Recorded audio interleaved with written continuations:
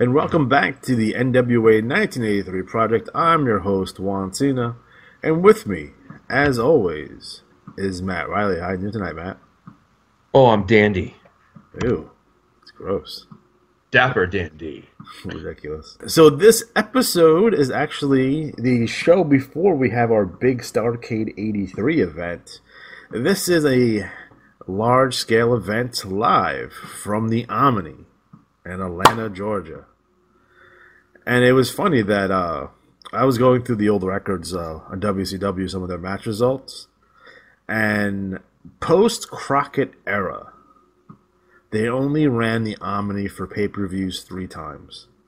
They only ran Nitro there twice, and they didn't run any Clash of the Champions at the Omni. And I'm not really sure why. So I tweeted Eric Bischoff, and he is yet to respond to my question. But I am curious about why they didn't run the Omni. I think most fans would consider it Georgia Championship Wrestling, WCW's version of Madison Square Garden. Like, it's a big time, historical arena. And it was, torn down in 1997. So that's why we didn't see any shows there post 97. But before that, they didn't run the Omni all that often. They would run other arenas around the area. Would it be like the Stone Mountain Center, and I guess Stone Mountain, Georgia, or the Albany Civic Center in Albany, Georgia. And they were in all these kind of second level, second tier venues in Atlanta and in the Georgia area, but they wouldn't run the Omni.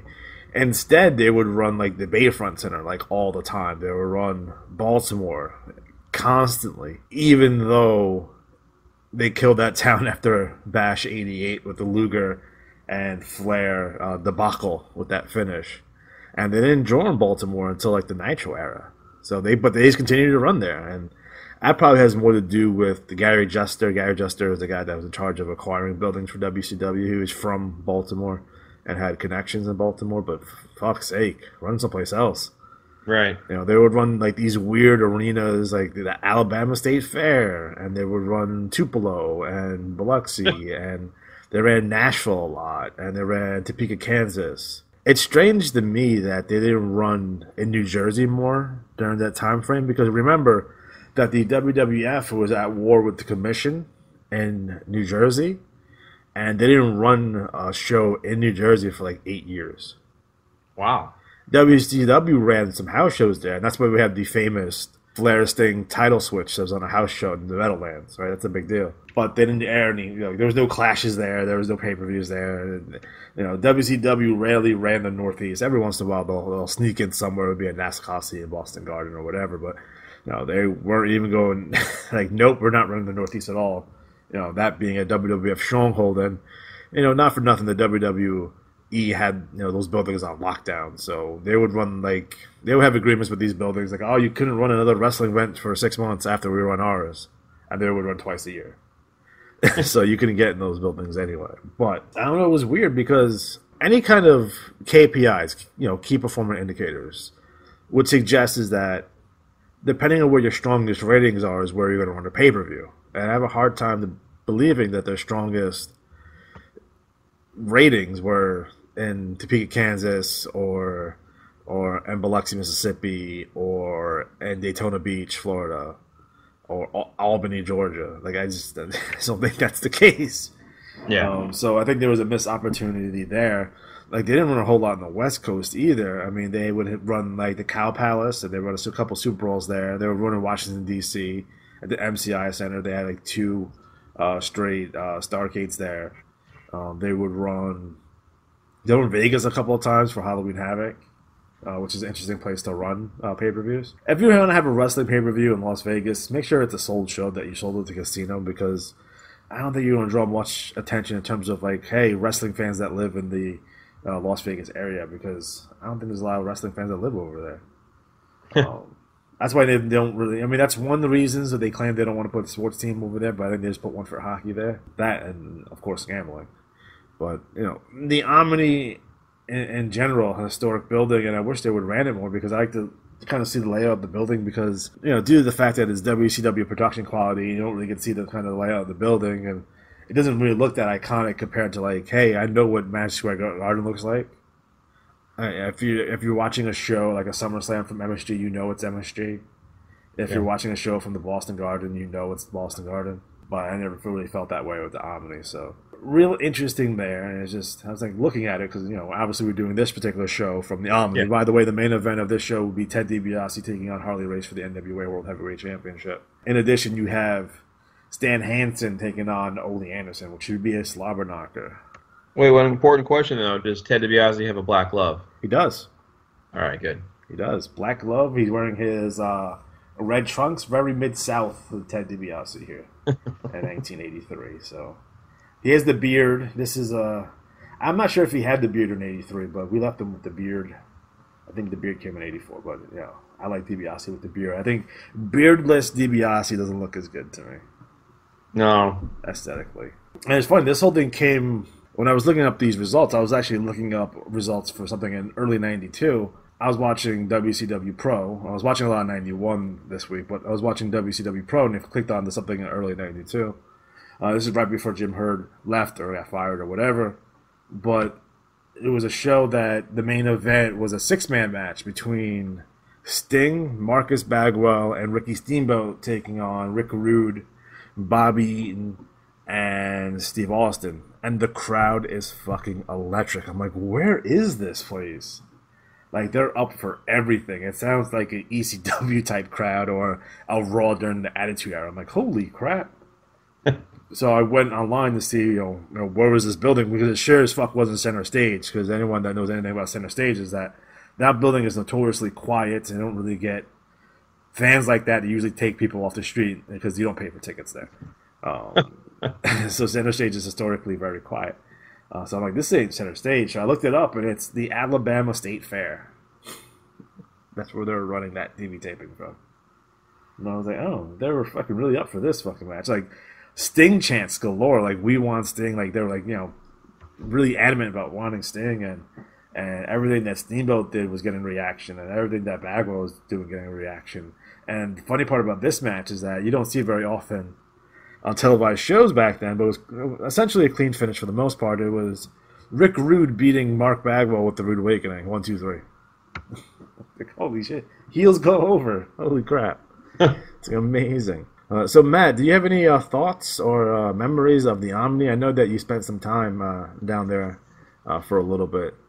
Actually, the only time I went to the Omni, sadly, was for a Boston Bruins versus Tampa Bay Lightning preseason game with Scott.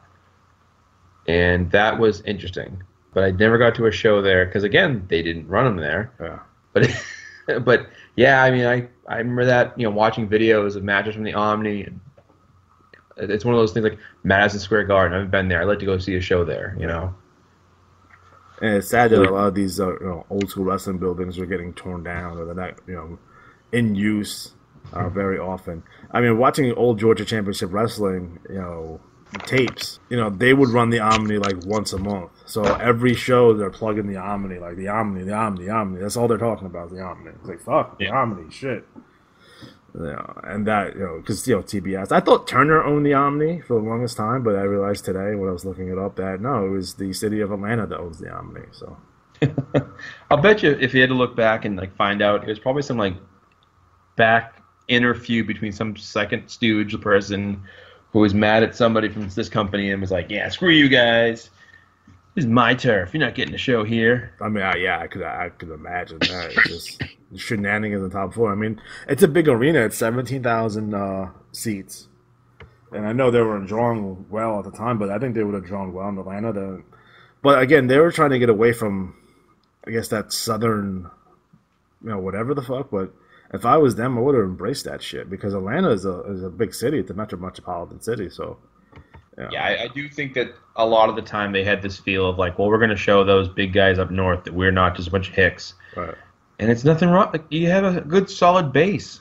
I think it's like with NASCAR. They try to get out of their comfort zone, or NFL will put a band on for a halftime show that no one really likes. Yeah. Trying to reach an audience. It's like just stay in your lane. Yeah, it was ridiculous. So I was watching a lot of early 1991 WCW, and oh, you poor man.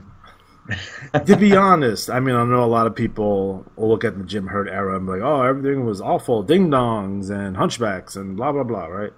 when I'm watching 1991, I'm like, you know what? This is not so bad. And well, you know, to put it in perspective, right? I always look at it this way. When you watch stuff like that and you compare it to what's going on now, and just, you know, how sometimes, like, even the silliest thing back then, at least they put effort into it, you know? And this is like WCW, who was like, you know, creatively, they still had, you know, Dusty was back booking again.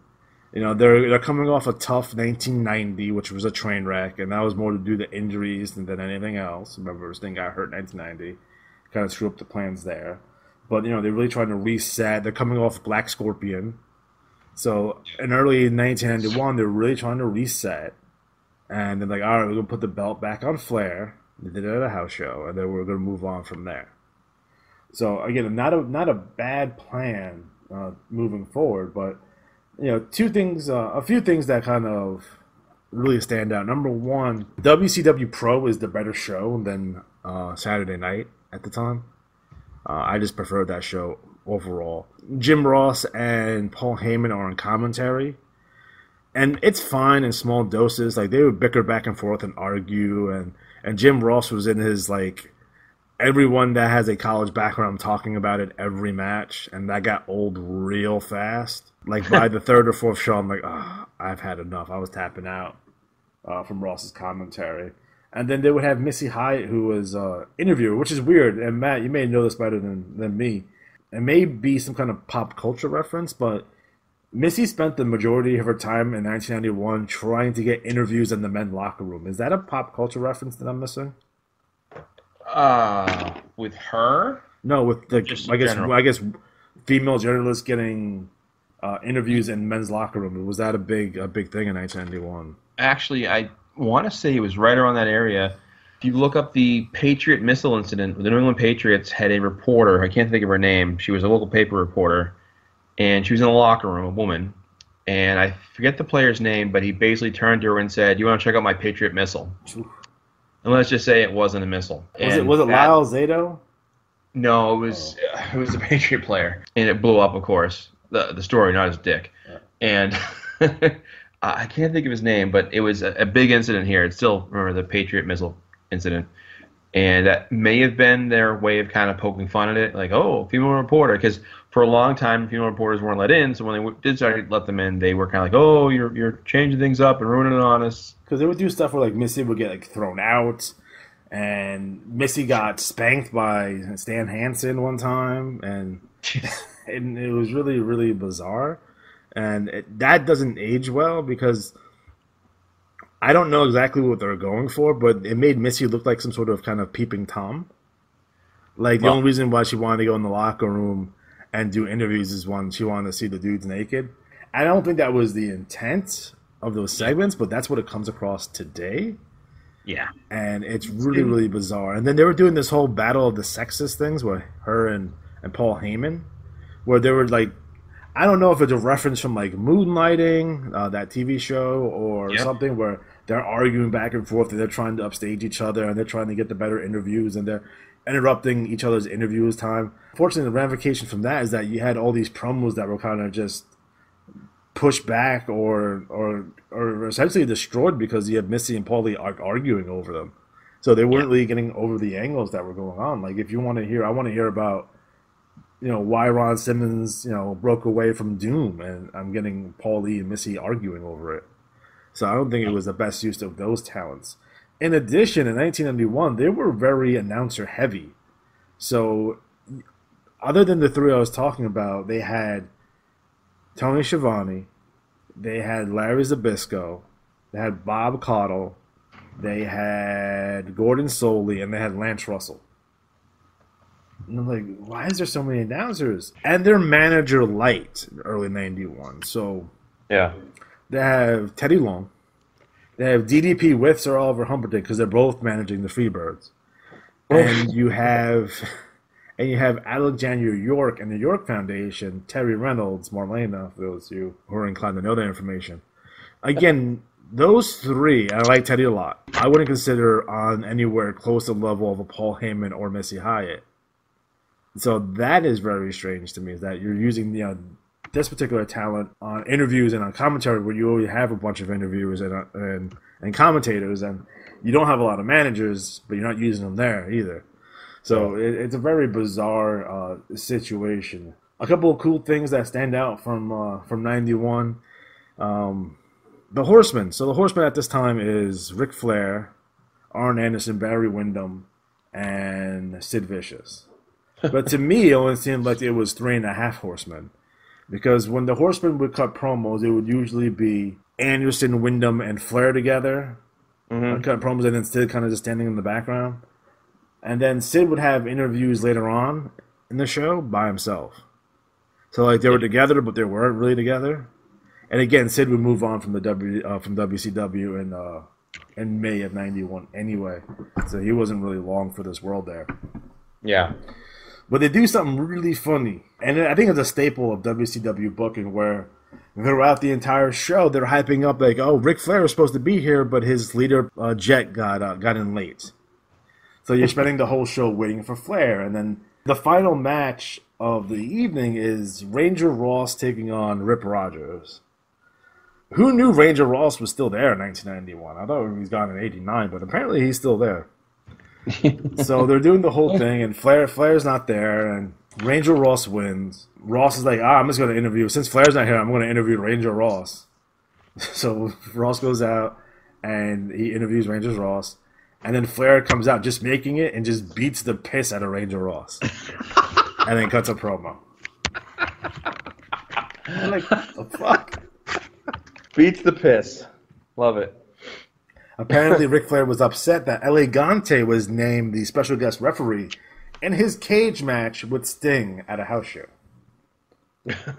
So that's why he was mad. Another funny thing that stands out is Sid Vicious.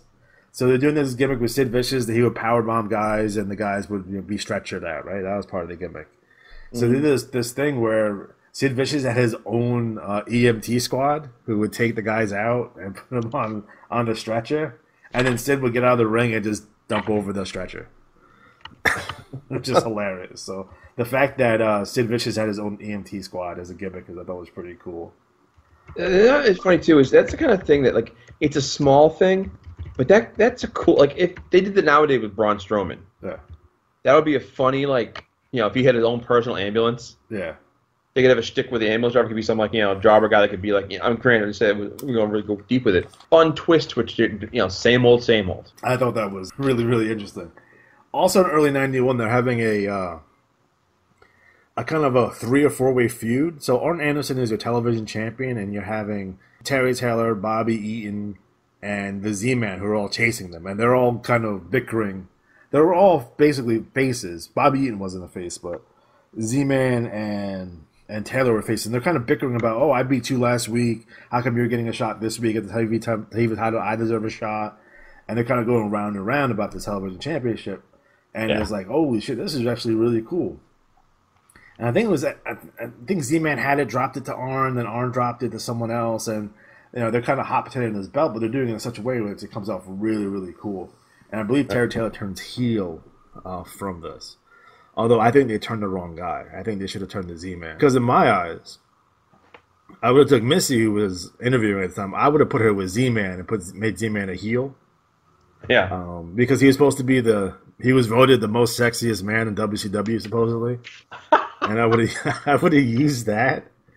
And, have Missy turn this, this straight face, this baby face who's the sexiest man in WCW, and turn him into a heel, and then all the girls would have hated her. And that'd been heat. You had the breakup of Doom, which is, it's done really, really well. They get pissed after losing the World Tag Team Championship to the Freebirds. They do it in such a way where Doom has a match, but there's no Teddy Long. Apparently Terry Long is somewhere handling their money affairs, and Ron Simmons is pissed that Butch Reed is not focused on wrestling. He's only focused on the money.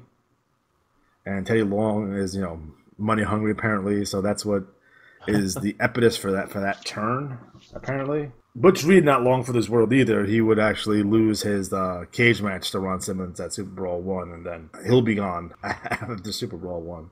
So they lose. Side note on Butch Reed.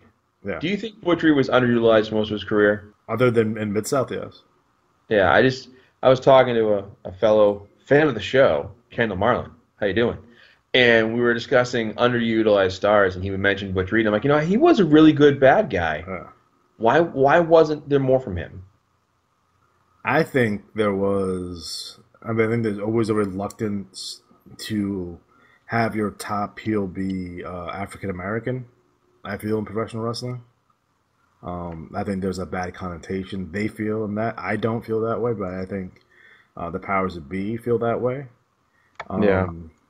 A couple of things hurt Butch Reed. I'm pretty sure that when JYD left Mid South, he was supposed to either drop a match to Butch or drop the belt to Butch, but he didn't show up for the match, so he's just gone.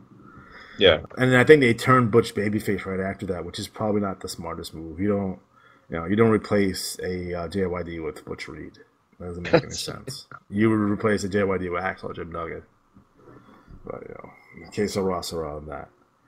But yeah, I mean, Butch had the pedigree. Butch was having fantastic matches with Ric Flair. Like some of their matches out of Florida, some of their matches out of Mid-South were awesome. He could talk, he had a great body, he could work.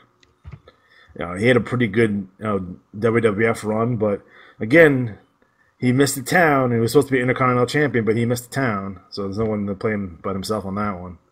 Yeah, how things would have been different, right? Yeah, instead they gave it to the Honky Tonk Man.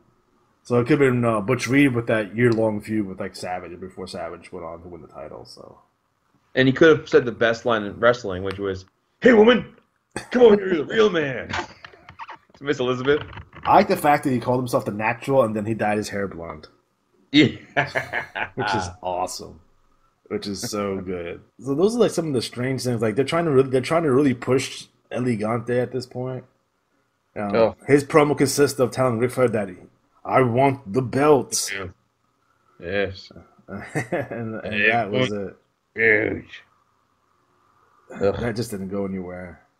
So, like, Flair is essentially feuding with El Gigante in the beginning of 1991. He's feuding with Sting, too, but Sting's not...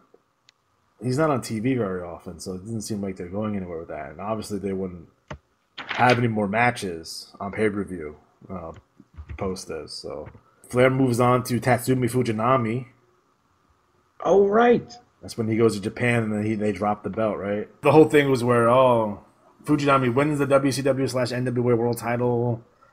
In New Japan, they recognize it, but in WCW, they recognize it as not happening.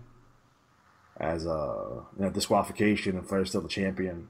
So they're going to have the rematch of Super Bowl I, and Flair ends up winning Super Bowl I. At that time, they brought back Nikita Koloff. So... Is that when he had hair? No. He shaved it because he was smart. He had hair like in 88. Okay, I remember that. He came back. I knew, look, Nikita Koloff with hair. So Nikita had come back. They were doing this feud where it was Dan Spivey and Lex Luger, which sounds great on paper, but I don't think it was that great on execution. That's because Dan Spivey couldn't cut a promo at that point. He would get better later, but nope, not at that point. So they had a match at Wrestle War, and Luger had won, and then they were doing this presentation ceremony where Nikita Koloff is going to present Lex Luger with the brand new United States Championship. So Nikita hands the belt over to Luger and then beats the piss out of him. And then the reason why he said he was beating up Luger is that he came back. He took 2 years off. He came back, and he had wanted a title match, a world title match. But it said that he was on the shelf for too long, and he had to prove himself. So this is the way he's proved himself, by beating the shit out of Lex Luger, the number one contender for the WCW World Title. But they quickly changed directions in that feud, because if you remember correctly, at Super Bowl I, they did this tag match where it's Sting and Luger versus the Steiners for the WCW Tag Team titles, which is a fantastic match. I highly recommend anyone who's worth their weight in gold to seek out that match. But the finish of that match is that Nikita comes out, and he comes out to attack Luger. He does the Russian sickle, but Sting pushes him out of the way, Luger, and then Sting gets nailed with the Russian sickle. They move forward with the Sting-Nikita Koloff feud. I forget who Luger went on the feud with after that. It actually turned heel that summer at the Great American Bash when he won the title.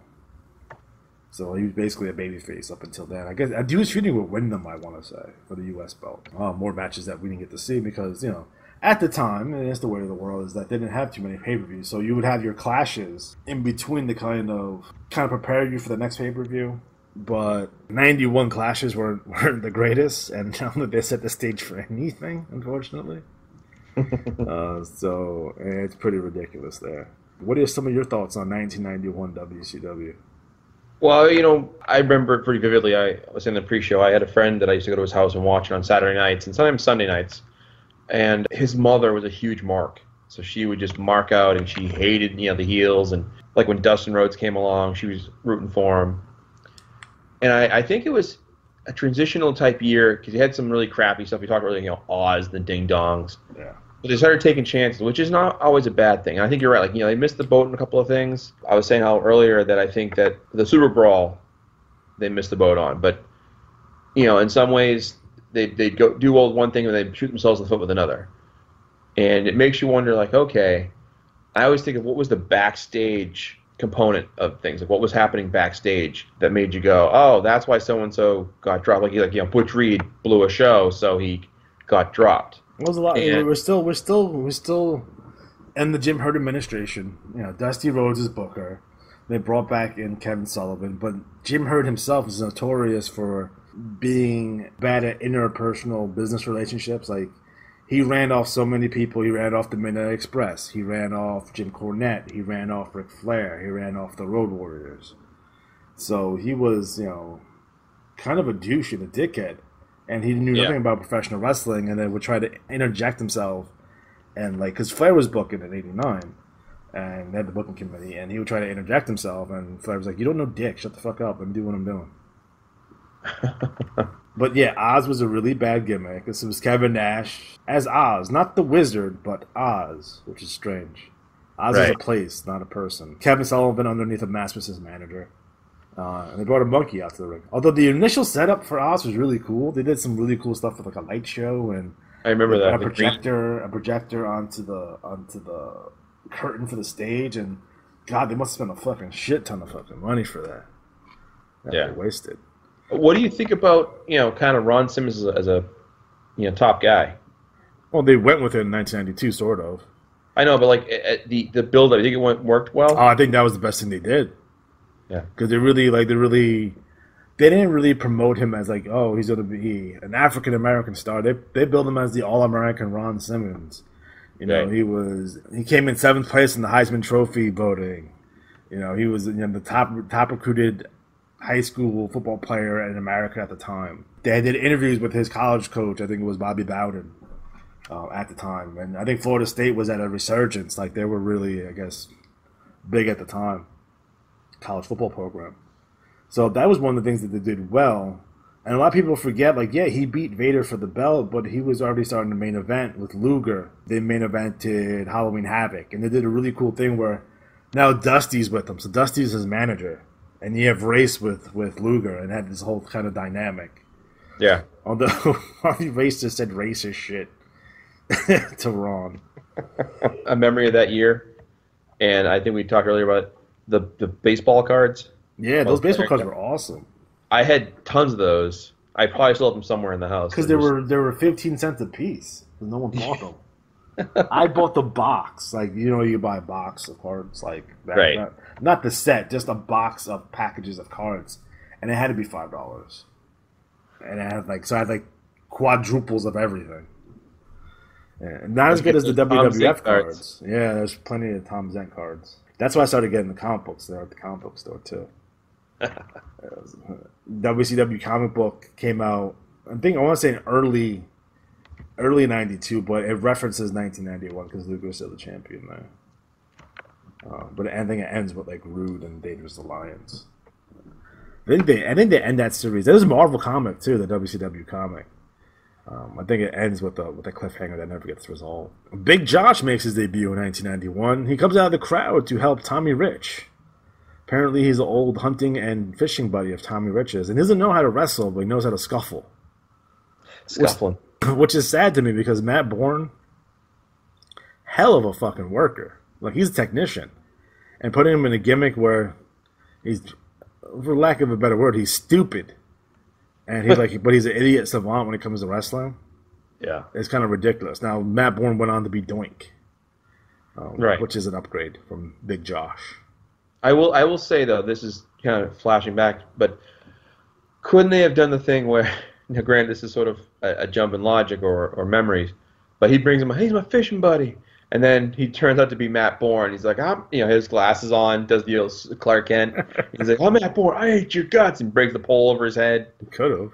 Puts a fishing hook through his cheeks. That's dragging him on the ring. Like, oh my God, Matt Bourne's a maniac. I would have put Matt Bourne back with Arn Anderson. They were a hell of a tag team. Yeah. He's dead, right? Oh, yeah. Oh, yeah. I put 2 bullets in him.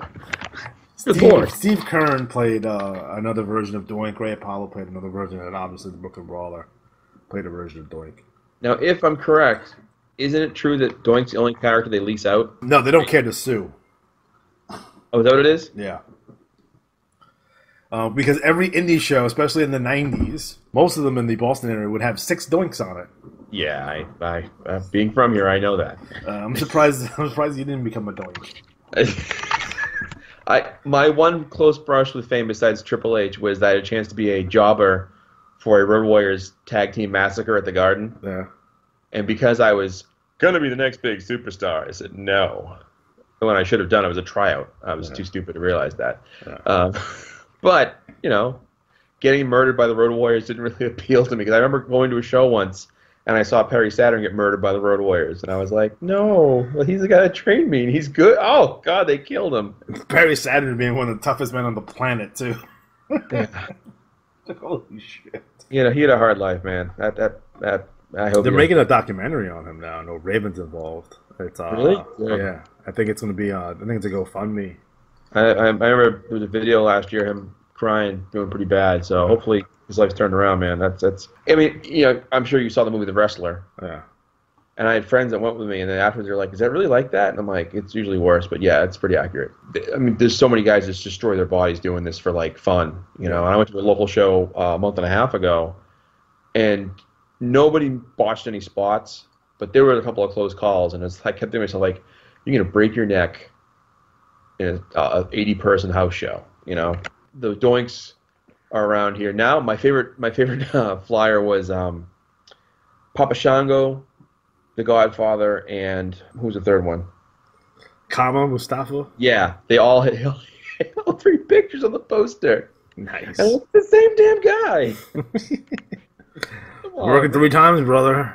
It's like, oh my God, it's Dude Love and Mankind and Mick Foley. Anyways, the cards were fun. I remember, to me, it was kind of a fun era. I still say, the build up to Flair versus Vader as it came along down the line was a really fun time. But Vader. They did Vader versus Hansen on pay-per-view this year. Yeah. Like, holy shit. That was pretty nasty. And that's the thing, too. I remember thinking back then, even as a kid going through wrestling school, like, I don't want to go to Japan. They'll kill me. Because you'd see this stuff. Because what happened was certain guys would get the green light and go to Japan for a tour, and you'd spend like 3 or 4 weeks there. Yeah. And it was really considered an honor if Walter gave you the nudge to go there. But they'd all come back with stories about guys that potato the shit out of them, see how tough they were. Yeah. And I was like, I don't know if I want to do that. I mean, at the time I was thinking, I'm going to be a star, so I don't want to do that and blow my ride. Talk to the young me again. He probably still wouldn't listen to you. I know. This year had the debut of the Lethal Lottery and Battle Bowl, which took place at Starrcade. So there you go, ruining Starrcade for everyone. Thanks, guys. I do like the Lethal Lottery portion of that. Like the picking teams at random, and they have to try to get along. It makes an interesting show all on its own. It should have been its own show from the get-go. It eventually did become its own show eventually. But it was a good lead up to Sting and Luger at Super Brawl 2. Right. So again, it goes back to my theory about how Starrcade wasn't the premier event anymore. It was Super Brawl, because everything they did at Starrcade was actually leading to Super Brawl. But no one believes me because they say I'm a weirdo. But I don't care. That's legitimate. Oh well, it's all right. Here's the question of '91 though. Worst character: Firebreaker Chip or Van Hammer? Oh boy, what the fuck's a Firebreaker, dude? I Like, what is, like, I understand that he's part of WCW Special Forces with Todd Champion. I understand that. But right. what the fuck is a firebreaker? I believe Why couldn't they call him Fireman Chip? I believe a firebreaker is a guy who fights fires in the wilderness as opposed to the you know local area. But right now, we've actually Hey, you know what he looks like? He looked like a Chippendales dancer whose character was a fireman who was a stripper, which he probably was. Exactly. Because, Marcus Bagwell was a stripper before that. Van Hammer is awful. Was awful, is awful. He was awful as Van Hammer. He was Private Stash, I think, at one point, or something later on. Like, he stayed in WCW like the whole time until the end. Like, he was there for 10 years. Yeah, I liked his slingshot suplex, though, that he stole from Tully Blanchard, but other than that.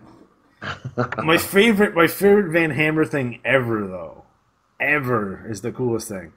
It's Van Hammer versus Cactus Jack in a Falls Count Anywhere match. You would start to see these matches in WCW back then. And I guess the arena is like a rodeo most of the time. So they're in the back by the stables where the horses. And they're fighting back and forth in their fucking stable. And all of a sudden, this obese black cowboy hits Van Hammer with a shovel. Takes off his hat. It's Abdul the Butcher. And then Abby, out of nowhere, picks up Missy Hyatt and throws her in a trough. Why not? It's ridiculous. I think that Battle Bowl, that Lethal Lottery had the team of Sting and Abdul the Butcher.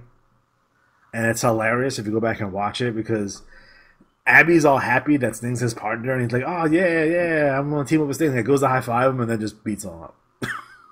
It's like, what are you doing, Abby? He's insane. Yeah. You also had the Chamber of Horrors that year. When the premise of the match is that you have to murder someone by putting them in an electric chair, I'm pretty sure that you shouldn't be having that match. Right. Yeah, it's just like, it's just bad news. Bad news all around. I mean, that's the show that had that Ron Simmons Luger match on it too, but you're sitting there like, holy shit, like what the fuck? And it opens the show. So like you have Sting, who's in that match, opens the show. How good is the rest of that show? You're probably wondering. And it's not good. Just to give you a peek of Halloween Havoc 1991. Alright, so you had the Chambers of Horror match. Like I said, that opens the show. Next up is Big Josh and PN News taking on the Creature. Creature number 1 and Creature number 2. Creature number 1 being Joey Maggs, which is awesome.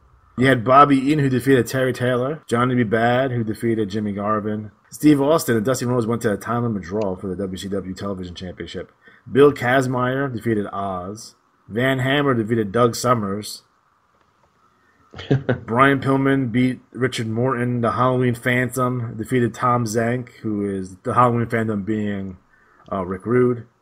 And the Enforcers of Arn Anderson and Larry Zbyszko defeated Todd Champion and Firebreaker Chip, and him too. And Luger with Harley Race defeated Ron Simmons at a 2 out of 3 falls match. Bad show.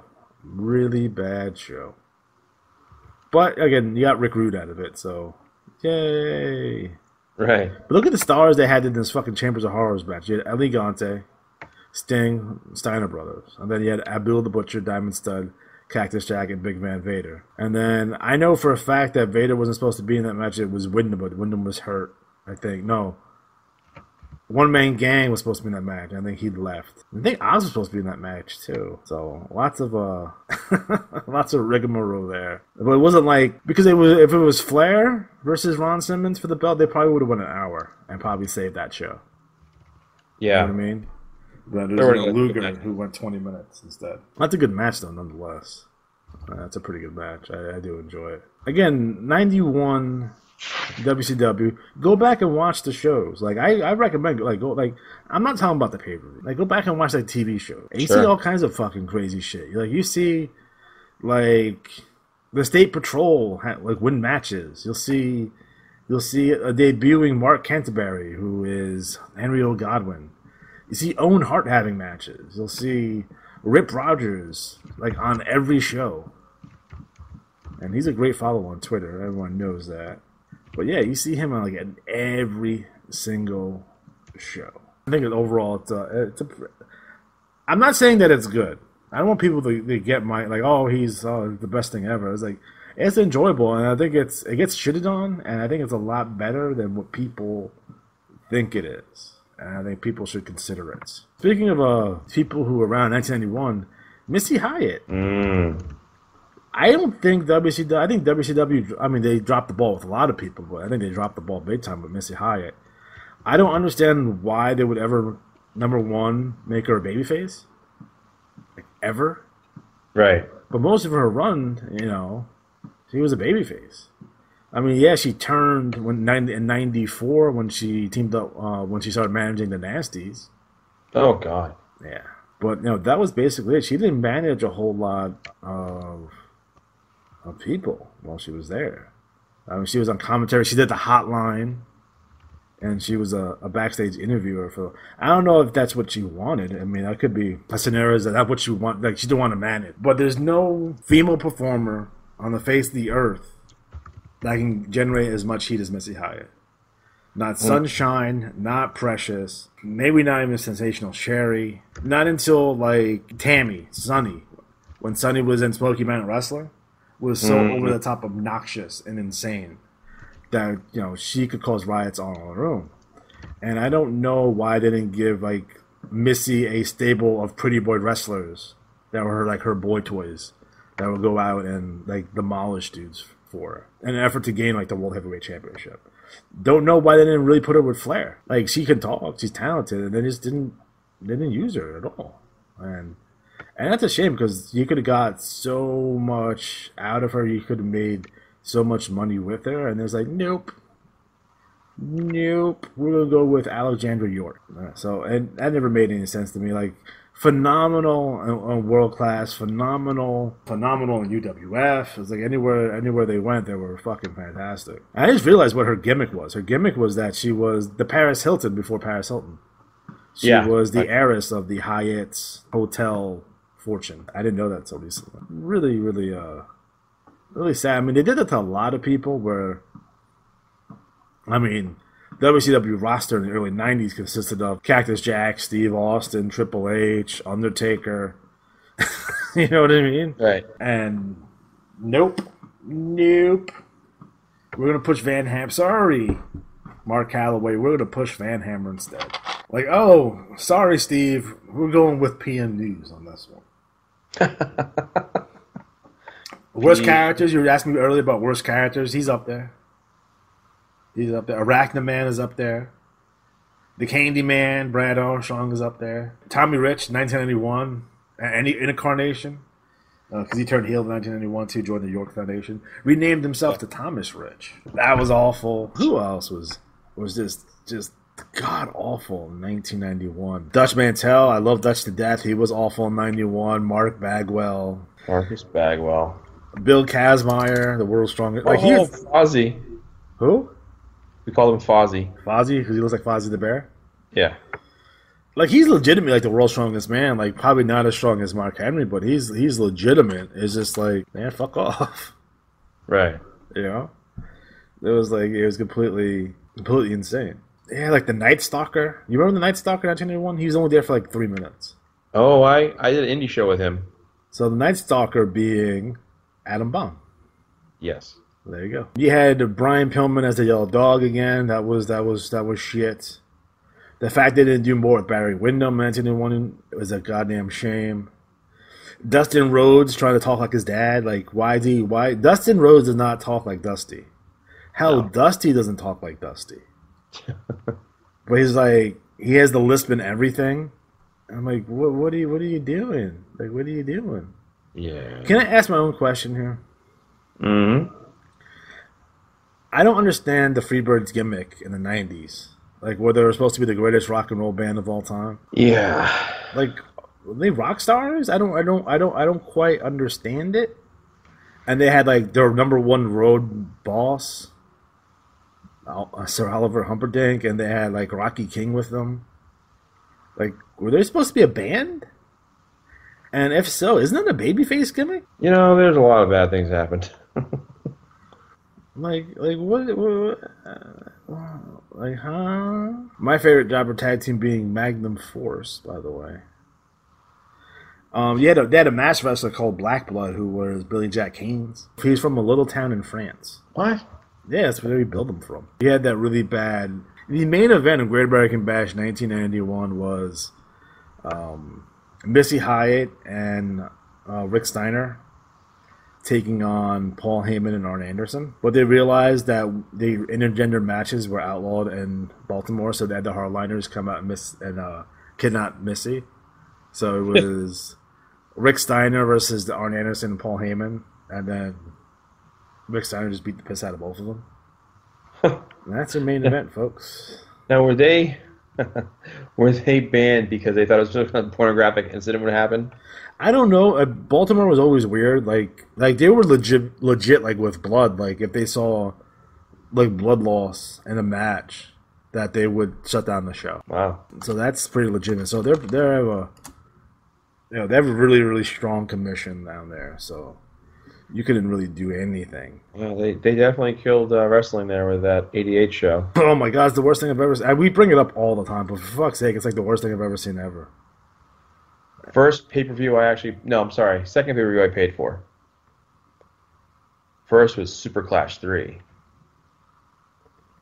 Ah, you have just bad luck. That was me. Like, ew. Like, I'm surprised you even still watch wrestling to this day, because I would have been like, nope. Well, I gave the universal finish to go with is, oh my God, the sleeper hold, he's going to knock him. Oh, wait, he's bleeding. You're going to stop the match. Oh, yeah. If you know you can't blade, I know they did that for some reason to keep the belt. They wanted to keep the belt on Flair. And I know this, but just fucking have him beat Luger then. Just have him beat Luger, like, straight out. Like, have him, like, do the whole thing where he's courageous and he passes out from the pain, 1, 2, 3, he doesn't submit. Instead, right. Like, he's not even bleeding.